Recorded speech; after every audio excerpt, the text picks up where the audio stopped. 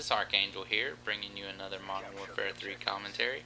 Today's video is about the hardcore game modes, and is more of a tips and tricks type commentary. First off, there is quite a bit of difference between core and hardcore. To start off with, you have no mini-map to alert you where your enemies are when they shoot, which actually makes listening to where shots and explosions are coming from quite important. Also, no minimap means you have to communicate with your teammates to find out where they are so you don't shoot them on accident, seeing as ricochet friendly fire is turned on for hardcore, which means that instead of killing your teammate, you actually kill yourself. Not having the map displayed also means that you aren't going to be seen while shooting an unsilenced gun, but the silencer isn't completely useless in hardcore because it allows for the reduction of muzzle flash and the actual volume of the gun. Another part that's different is that your ammo count and point streaks are removed from the screen, so you have to keep up with that yourself. The way I keep up with ammo is to shoot one bullet and try to reload to see if I have any extra ammo stocked, and if I can reload, I'm good for at least one mag. But if I can't, then I know I have probably half a mag left, and it's time to pick up someone else's gun if I'm not running scavenger. For point streaks, it's a little harder. Mostly, I just don't worry about it until I get to the first reward, which is usually my Pred missile. Then I keep track from there. The next thing I want to talk about is the amount of health that your character has in these game types. You only have 30 health, and it doesn't regenerate over time like it does in core. This means you will have to be a lot more careful and not run around like a chicken with its head cut off. With such a low amount of health, it is possible to basically use any gun that you want and do well with it. This game mode is great for leveling up the guns that you absolutely hate and you always get hit markers with all the time in core. One more thing that I recommend before we start getting in this game modes is to run Assassin. I know I'm starting to really sound like a broken record with this perk, but if you're not running Assassin in this game type, you will be at a serious disadvantage. For Team Deathmatch, unfortunately, there is a respawn timer. When you die, you will usually have to wait anywhere from 7 to 15 seconds before you respawn. This means that the person that killed you has ample time to run away and get in position for another kill. Although it is a disadvantage in some cases, it can also work in your favor. The reason why I say this is because if you're on the other end, it gives you some time to readjust. My general advice for Team Deathmatch is to just be more careful and alert to your surroundings. Oh yeah, and one more thing. I know it may seem very tempting to throw a grenade at the other team's spawn, but there is a timer at the beginning of every match, and I think it may be 15 seconds. But this timer makes the explosion only give hit markers, so you'll be wasting your grenade or your launcher, whatever it is that you're using. Another thing about the timer is that when you change your weapon classes at the very beginning of the match, it allows you to change in-game without actually having to die. So that's another little useful tip that you could use. Next we have Domination. In this game mode you do not have a respawn timer, so it's a lot more fast paced. It's best to just let one teammate stay back and hold the initial flag, and everyone else go for B. Most of the maps on this game allow for easy access to throw grenades and launch tubes onto the flags. This makes holding them a lot easier, and also makes the trophy system a fantastic tool to use here.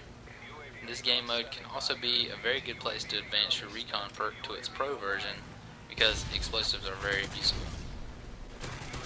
For search and destroy, the only tips I can give you for this type is to go ahead and splurge on your ammo and all your equipment. You only have one life, so make sure that you make the most of it.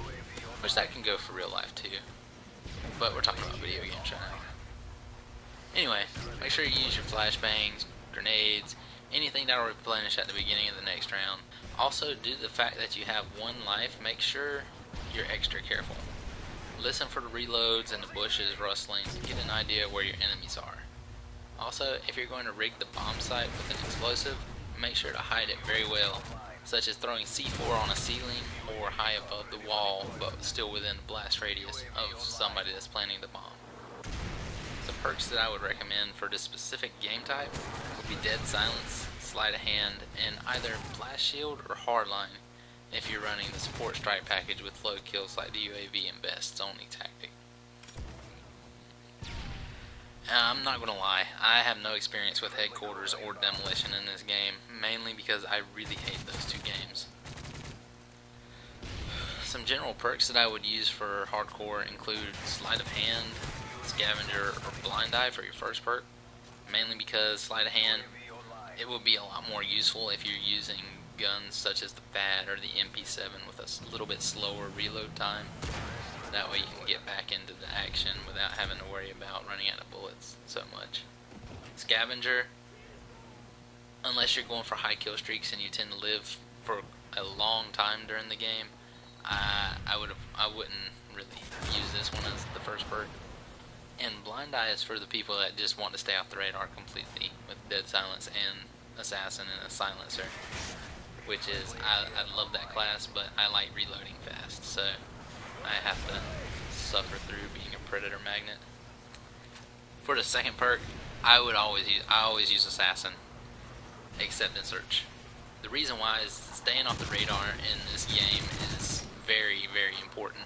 When people know where you're at, it's so easy to get the kill in hardcore. And for the third perk, I would either use dead silence or marksman. The reason I would use dead silence or marksman, I don't like to hear myself run. That's one reason why I like using dead silence. The other reason why I like using dead silence is because it makes it so that other people can't hear me run, and it kind of gives me an advantage. Marksman, if I'm not going to be running around a whole lot, I like to use that so that I can catch the people that aren't using assassin off guard and pop them from across the map without having to be in too much danger. But depending on your playstyle and the situation, of course, the players that you're playing against, I'd change my perks accordingly.